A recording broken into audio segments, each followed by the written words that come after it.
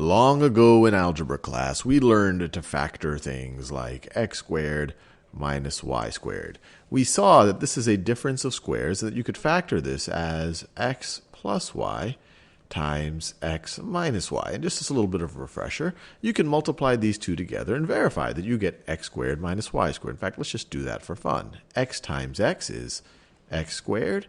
X times negative y is negative xy. Y times x is positive xy. And then y times negative y is minus y squared.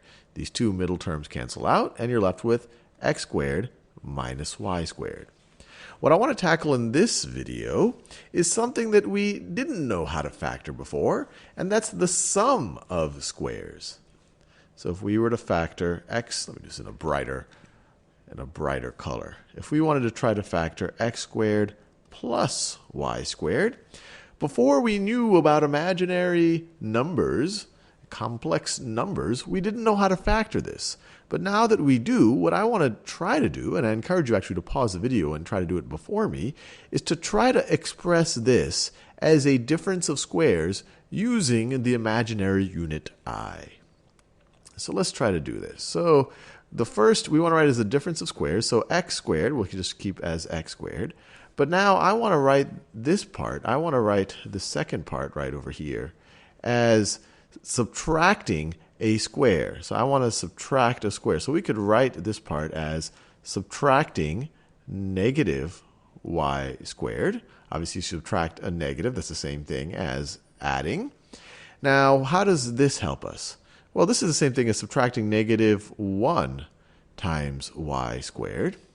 Now, if we wanted to write this whole thing as a square, if we wanted to write this whole thing as a square, how would we do it? Well, we have y squared, and what's negative 1 the square of? Well, we know by definition, negative 1 is equal to I squared, or that I is equal to, or I squared is equal to negative 1. So let's rewrite it that way. So this is going to be equal to x squared minus, instead of negative 1, I'll write that as I squared minus I squared y squared. All I did is I replaced this negative 1 with an I squared. And now this is interesting.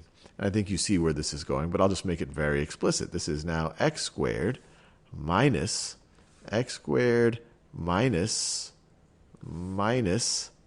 I y squared. And just like that, using I've been able to write this sum of squares as a difference of squares.